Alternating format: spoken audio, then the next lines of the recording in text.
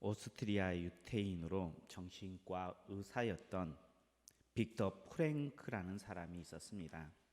그가 세계 2차 대전 때에 히틀러가 유태인 600만 명을 살해한 그 당시에 나치에 이끌려서 3년 동안 혹독한 옥고를 치른 사람입니다.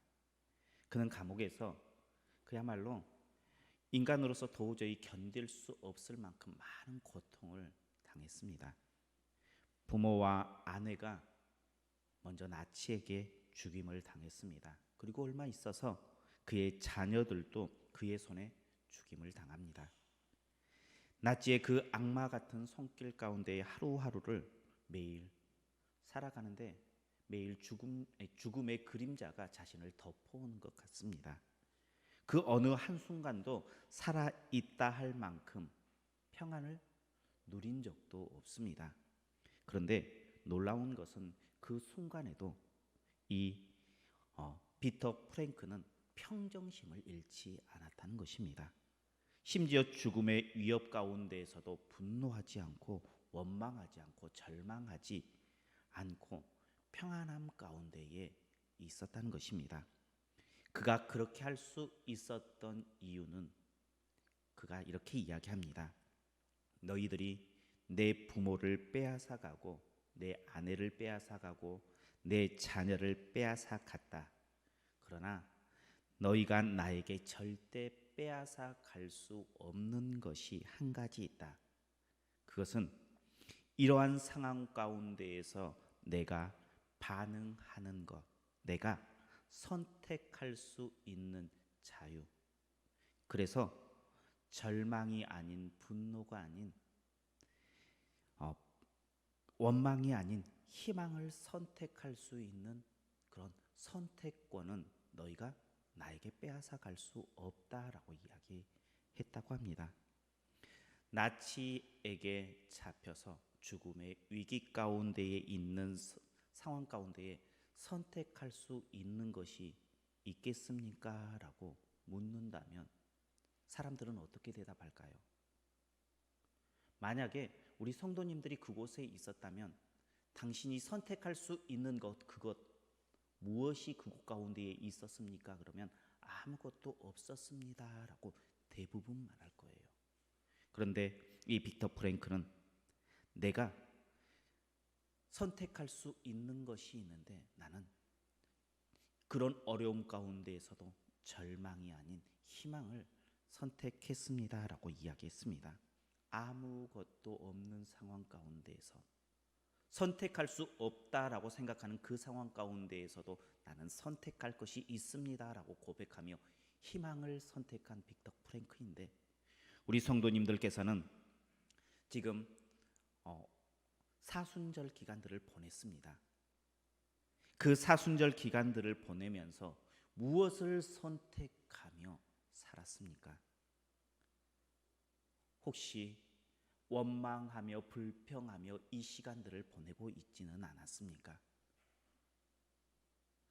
아무 희망도 없는 빅터 프랭크는 그 가운데서도 희망을 선택했는데, 우리는 많은 것을 선택할 수 있고 많은 것들을 받고 누리고 있음에도 불구하고 희망이 아닌 불평과 불만, 절망을 선택해서 절망적인 삶을, 불투명한 것들을 바라보면서 풀이 꺾인 삶을 살고 그것들을 선택하며 살지는 않았습니까? 하나님께서는 우리에게 무엇을 선택하기를 원하실까요? 우리 옆에 분들과 함께 인사하겠습니다. 나는 주님을 선택하고 희망을 선택하겠습니다.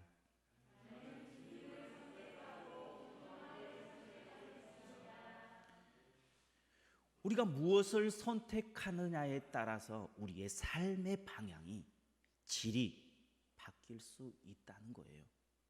우리는 때로는 아무것도 내가 선택해서 이곳 가운데 온 것이 아닙니다, 내가 선택할 것이 아무것도 없었습니다 라고 말하지만 그 순간에도 하나님께서는 우리에게 선택할 수 있는 많은 것들을 허락해 주신 줄 믿으시길 바랍니다.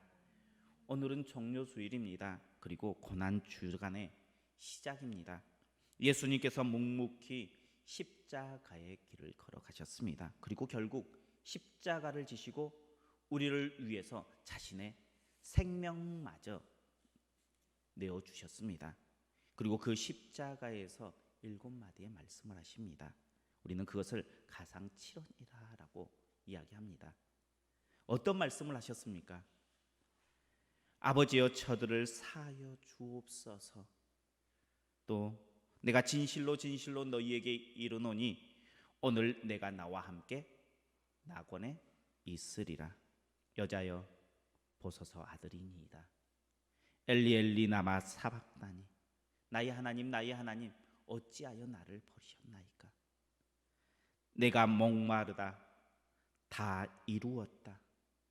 내 영혼을 아버지 손에 부탁하나이다 하면서 이 7마디를 십자가 상에서 이렇게 선포하였습니다. 한마디 한마디의 말씀마다 의미가 있고 그 뜻이 있습니다. 그 중에서도 오늘 본문은 이 가상칠언 중에 4번째 말씀 엘리 엘리 라마 사막다니. 나의 하나님 나의 하나님 어찌하여 나를 버리셨나이까 라는 말씀입니다. 오늘 본문의 말씀을 통해서 예수님께서 걸어가신 그 십자가의 길이 어떤 길인지 나눌 때에 나는 어떠한 마음으로 그 십자가에서 말씀하시는 주님을 바라볼 것인지, 어떠한 마음으로 이 고난주간을 보내야 할 것인지를 결단할 수 있는 귀한 은혜의 시간 되시길 축복합니다. 예수님께서 걸어가신 십자가의 길은 먼저 철저히 외면당한 길이었습니다. 나의 하나님 나의 하나님 어찌하여 나를 버리셨나이까. 예수님께서 이 땅에 오실 때에 오신 목적이 무엇입니까? 무엇이라고 생각하십니까? 예수님께서 이 땅 가운데에 오시면서 무엇으로 오셨습니까? 임마누엘 하나님으로 오셨어요. 우리와 함께 해주시겠다. 함께 해주시기 위해서 오신 예수님입니다. 그리고 그 예수님께서 임마누엘로 오시어서 임마누엘 되시기 위해서 십자가를 지셨는데 그 십자가 상을 가만히 보면 철저하게 외면당한 길이었습니다. 혼자의 길이었습니다. 그 누구도 함께하지 않았습니다. 지금 예수님께서 누구를 위해서 그 십자가를 지시고 자신의 생명까지 내어주고 계십니까? 바로 우리입니다. 그리고 그 십자가 밑에서 예수님을 바라보고 있는 군중을 위해서 십자가를 지셨습니다. 그런데 그 십자가를 바라보는 군중들은 어떻게 반응했습니까? 최소한 나의 죄를 위해서 십자가를 지시는 분이 십자가에 달려 있으면 어떠한 모습으로 어떠한 마음으로 바라봐야 할 것 같아요. 그래도 마음 한곳에 안타까운 마음으로 예수님을 바라봐야 될 것 같아요. 그런데 그들은 그렇게 하지 않았습니다. 조롱했습니다. 비난했습니다. 예수님을 향해서 침을 뱉었습니다. 고난주간을 보내면서 우리 성도님들은 지금 예수님을 어떻게 바라보고 있습니까? 2000년 전에 십자가를 지신 예수님, 그냥 당연하게 아무런 감정 없이 지금 예수님을 바라보고 있지는 않습니까? 나를 위해서 십자가를 지신 그 주님이 지금 우리에게는 전혀 감동이 되지 않는 그러한 모습으로 우리는 이곳 가운데에 앉아 있지는 않습니까? 예수님께서는 그 십자가의 길을 걸어가는데 나를 위해서 죽으셨는데 나 자신도 그 가운데에 없었다는 거예요. 예수님을 외면했다는 거예요.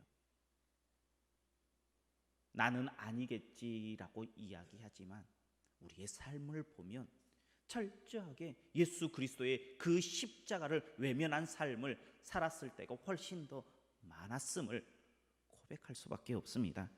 그리고 그 죽음이 우리를 갈라놓기 전까지 나는 주님을 따르겠습니다, 선생님을 따르겠습니다 했던 제자들은 다 어디 갔습니까? 그 제자들도 다 흩어졌습니다. 예수님께서 3년 동안 그들과 동고동락했습니다. 그들을 말씀으로 먹이시고 육적인 것으로 먹이시면서 그들을 가르쳤습니다. 그런데 십자가에 달려 계실 때에 예수님의 제자들이 다 뿔뿔이 흩어졌습니다. 그러면 다 떠나도 나는 이분만 있으면 돼 라고 말씀할 수 있잖아요. 나는 한 사람만 내 편이 되면 나는 살아남을 수 있어.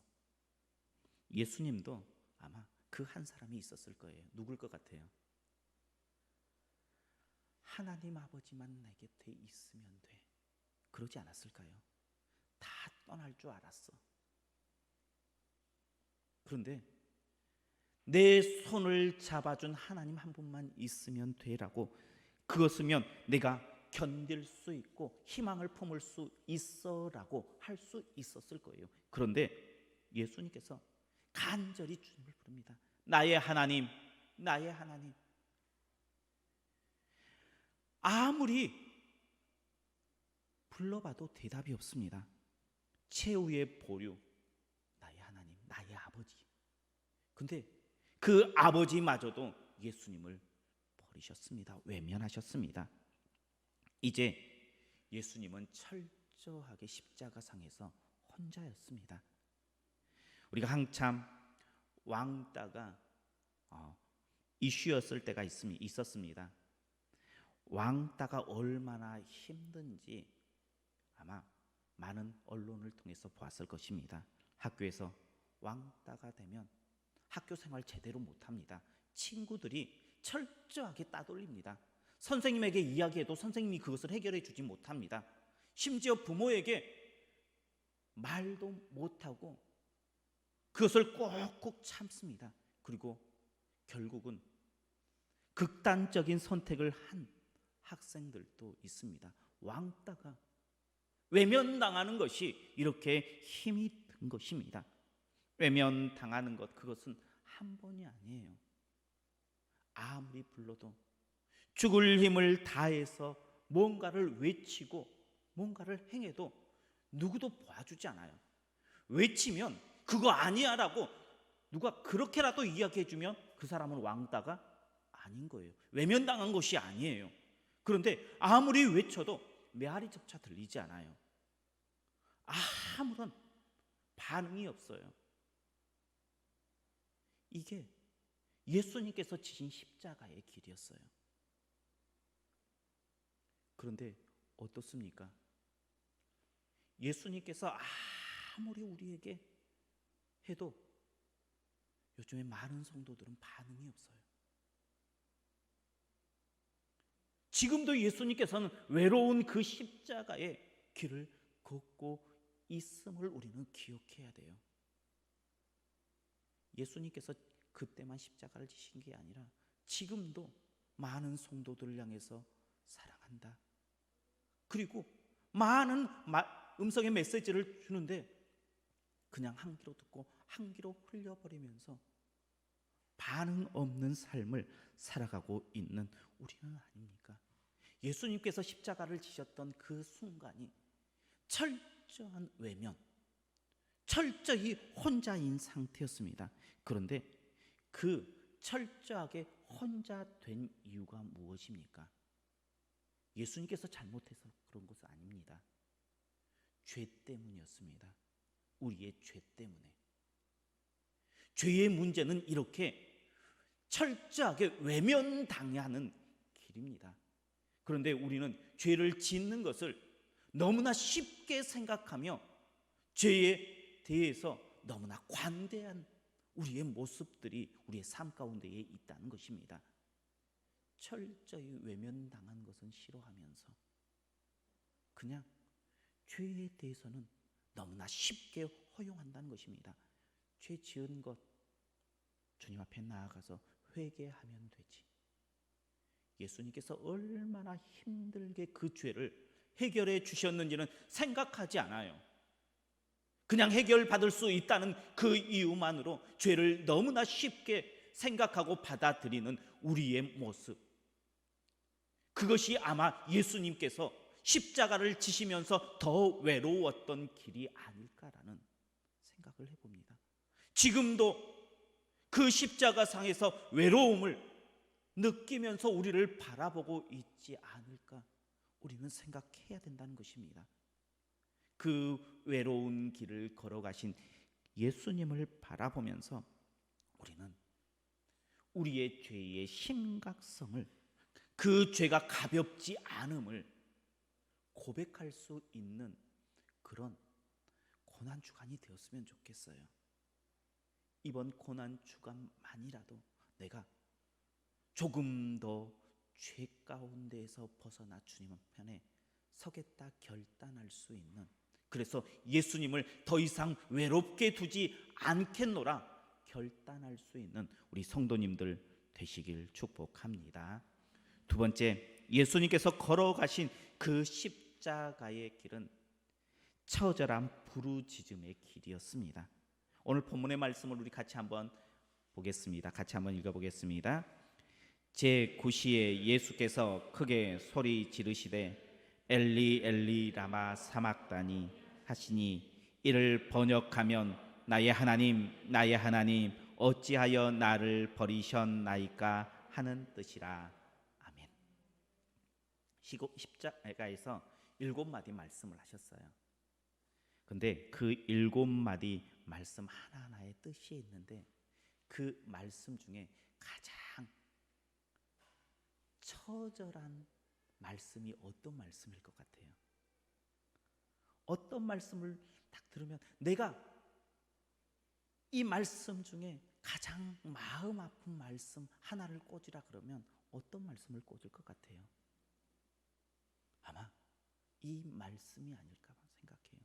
나의 하나님 나의 하나님 어찌하여 나를 버리시나이까. 그렇게 믿었던 그 아버지 하나님께 부르짖는 거예요. 처절하게 온 힘을 다해서 하나님을 부르짖습니다. 예수님께서 잡히시기 전날 밤 겟세마네 동산에서 땀방울이 핏방울 되도록 하나님께 부르짖었어요. 온전함으로 온 힘을 다해 부르짖었습니다. 그리고 또 오늘 본문 십자가 상에서도 처절하게 나의 하나님 어찌하여 나를 버리셨나이까. 그 의미가 무엇입니까? 하나님 나 좀 어떻게 해주세요. 아버지 나를 좀 어떠한 방법이라도 뭔가라도 이야기해 주세요 하면서 지금 하나님 앞에 간절히 부르짖고 있는, 외면당한 아픔을 가지고 처절하게 하나님을 바라보며 부르짖는 예수님의 모습이 생각되지 않습니까? 엘리 엘리 라마 사막다니, 이 말씀이 그냥 우리는 입술로 고백 그냥 읽는 그런 말씀이지만 예수님의 그 고백은 처절한 고백이었습니다. 죽음 앞에서 마지막 한마디 유언을 남기라고 하면 아마 처절하게 죽어가면서 나의 하나님 어찌하여 나를 버리셨나이까, 이 고백입니다. 이러한 고백이 예수님께서 십자가를 지신 그 사명의 길을 걸을 수 있는 힘을 줄 수 있었다는 것입니다. 처절한 부르짖음의 기도, 그것은 사명의 길을 걸을 수 있는 힘이 된다는 사실을 믿으시길 바랍니다. 바울은 사명을 감당하기 전에 광야에서 처절하게 하나님 앞에 기도하는 시간을 가졌습니다. 감리교의 창시자 존 웨슬리가 매일 새벽 4시가 되면 2시간 동안 기도하면서 그 사명을 감당할 수 있었다라고 이야기를 했습니다. 또한 프로테스탄트 첫 선교사였던 바운즈는 기도에 대해서 이렇게 이야기합니다. 기도는 절대 죽지 않는다. 기도한 사람은 세상을 떠난 후에도 기도는 남아서 활동을 계속한다. 후손에게 남길 수 있는 최고의 유산, 그것은 부모의 기도이다라고 이야기를 했습니다. 기도는 이렇게 능력이 있습니다. 성경에 성공한 인물들, 그 인물들을 가만히 살펴보면 기도는 필수였어요. 선택이 아니었습니다. 기도하는 사람이 분명 하나님 앞에 귀한 은혜를 받고 축복받는 삶을 살았습니다. 기도는, 처절한 기도는 사명을 감당케 합니다. 예수님은 십자가 지시기 전에도 십자가 상황 가운데에서도 처절하게 하나님 앞에 기도했습니다. 기도에 능력이 있음을 믿음으로 고백할 수 있는 우리 성도님들 되시길 축복합니다. 예수님의 부르짖음, 그 기도의 능력을 깨달아야 됩니다. 십자가의 길은 지금 우리 가운데에 주어진 기도의 길입니다. 우리가 져야 할 십자가의 길, 그것은 기도의 길이에요. 철저하게, 처절하게 하나님 앞에 기도하는 것, 그것이 이 시대에 우리가 감당해야 될 예수님께서 지신 그 십자가의 길인 줄 믿고 기도의 짐, 그 십자가를 지겠노라. 이 고난 주간 내가 기도하며 살리라 고백할 수 있는 우리 성도님들 되시길 축복합니다. 마지막으로 예수님의 십자가의 길은 처절한 죽음의 길이었습니다.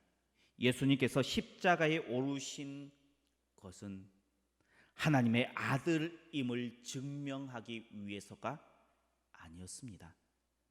하나님의 아들임을 증명하기 위해서 십자가를 졌다면 십자가상에서 죽어야 돼요? 아니면 십자가상에서 기적을 일으켜서 그 사람들에게 왕으로 등극해야 돼요?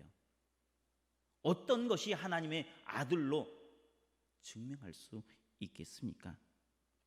예수님께서는 이 땅 가운데에 십자가를 지심으로 우리의 죄를 짊어지셨습니다. 생명으로 그 값을, 우리의 죄의 값을 치르셨습니다.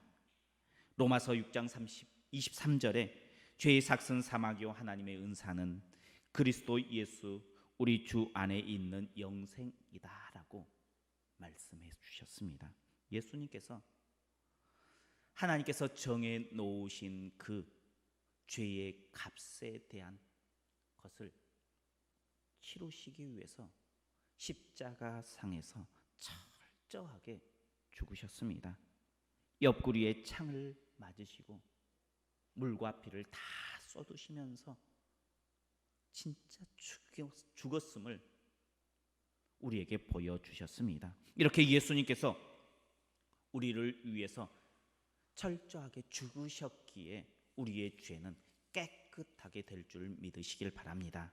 이렇게 철저한 죽음이 있을 때에 부활이 존재한다는 것입니다. 그런데 많은 성도님들은 이러한 철저하게 죽는 것을 원치 않아요. 죽는 척만 합니다. 사랑하는 척만 합니다. 섬기는 척만 합니다. 겉모양만 보여줄 때가 많다는 것입니다. 우리는 예수님께서 그 십자가상에서 철저하게 죽으신 것처럼 우리도 죽어야 됩니다. 고난주간 우리의 생각, 우리의 아집, 고집, 자존심 철저하게 죽이십시오. 철저하게 죽으면 예수님과 함께 다시 부활의 기쁨을 누리게 될 줄 믿으시길 바랍니다. 예수님께서 가신 십자가의 길은 누구를 위한 길입니까? 바로 예배드리는 나를 위한 길입니다. 예배하는 우리를 위해서 그 길을 걸어가셨습니다. 나의 죄를 담당하기 위해서 죄값으로 철저하게 외면당했습니다. 철저하게 죽으셨습니다. 그리고 그 길을 가기 위해서 처절한 기도가 있는 길이었습니다. 우리도 예수님처럼 십자가를 져야 합니다. 죄의 값에 대한 심각성을 깨닫고 십자가를 지되 철저하게 나를 죽이는, 그래서 예수님께서 지신 그 십자가 나도 지겠습니다.